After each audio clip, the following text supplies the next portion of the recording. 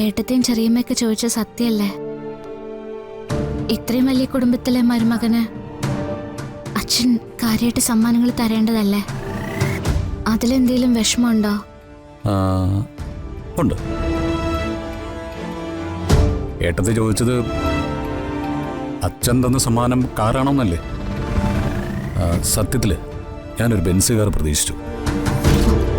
Benzo? എടോ, അത്യാവശ്യം വസ്തുവകകളൊക്കെ ഉള്ള കണിമംഗലത്ത് ഒരു ചെക്കന് അതൊക്കെ ആഗ്രഹിക്കാമല്ലോ. എടോ, ഇന്ന് തന്നില്ലെങ്കിലും അച്ഛൻ അടുത്ത ദിവസം എപ്പോഴെങ്കിലും തരുമായിരിക്കും അല്ലേ? അച്ഛനെ കൊണ്ടൊന്നും നടക്കില്ല. ആ കാറിന്റെ വില കേട്ട തന്നെ അച്ഛൻ ബോധം കെട്ട് വീഴും. ഏതാ പറയുന്ന ചേരുന്നതേ പരസ്പരം ചേർക്കാവൂന്ന്. വരണ്ട ജീവിതത്തിലേക്ക് ഞാൻ വരണ്ടായിരുന്നു. എടോ, ഏതായാലും ഇപ്പൊ വന്നുപോയില്ലേ?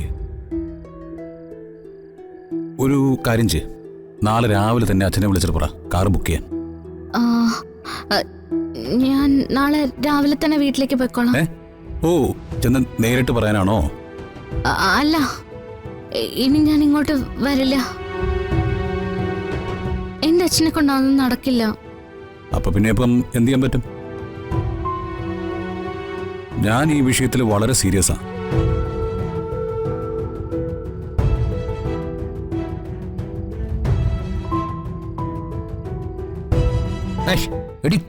പെണ്ണേ, ഇത്രയും നാളും എന്നെ കണ്ടിട്ട് ഒരു ഇത്തിരി പോലും എന്നെ മനസ്സിലാക്കിയിട്ടില്ലല്ലോ. എടോ, അച്ഛന്റെ അവസ്ഥ എന്താണെന്ന് എനിക്കറിയില്ലേ? ഇനി അച്ഛന്റെ അവസ്ഥ ഇതിനേക്കാൾ കേമമാണെന്ന് കരുതുക. എന്തെങ്കിലും തന്നാൽ ഞാൻ സ്വീകരിക്കൂ? ഞാനേ ദേവനാരായണൻ തിരുമേനിയുടെ മകളെ സ്വന്തമാക്കണമെന്നേ ആഗ്രഹിച്ചിട്ടുള്ളൂ, അല്ലാതെ വേറൊന്നും ആഗ്രഹിച്ചിട്ടില്ല. സ്നേഹിക്കാൻ അറിയാവുന്ന സുന്ദരിയായ ഒരു പെൺകുട്ടിയെ ദേവനാരായണൻ തിരുമേനി എനിക്ക് തന്നിട്ടുണ്ട്. അത് തന്നെയാണ് ആ മനുഷ്യന് തരാൻ പറ്റിയ ഏറ്റവും വലിയ സമ്മാനം. So I am happy. പിന്നെ ചെറിയമ്മയും ഏട്ടത്തിയും പറയുന്നത്, നമ്മൾ ഈ രാത്രിയാവുമ്പോ ചീവിടിന്റെ ശബ്ദം കേൾക്കാറില്ലേ? അത് നിർത്താൻ നമ്മളെ കൊണ്ട് പറ്റുമോ? അതിനെ ചീത്ത പറയാൻ പറ്റുമോ? ഈ ചീവീടുകളോട് പോയിട്ട് ആർക്കെങ്കിലും റിക്വസ്റ്റ് ചെയ്യാൻ പറ്റൂ? അപ്പോ സഹിക്കുക തന്നെ. ഓ ഹോ, ഒന്ന് ചിരിച്ചല്ലോ.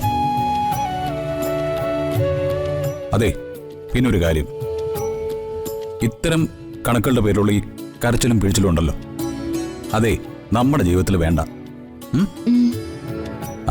അച്ഛൻ തരാന്ന് പറഞ്ഞ സ്ത്രീധനം മോൾ എനിക്ക് തന്നാ മതി.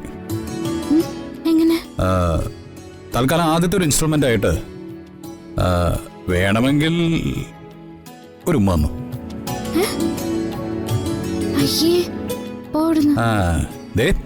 തൽക്കാലം ഒരു ഉമ്മ തരുവാണെങ്കിൽ ഞാൻ വേണമെങ്കിൽ കോംപ്രമൈസ് ചെയ്യാം. തരുന്നുണ്ടോ ഇല്ലയോ? എന്നെ കൊണ്ട് പറ്റില്ല. വയ്യാന്ന് പറഞ്ഞാൽ എങ്ങനെ? കിട്ടേണ്ടത് കിട്ടേണ്ട സമയത്ത് തന്നെ കിട്ടണം.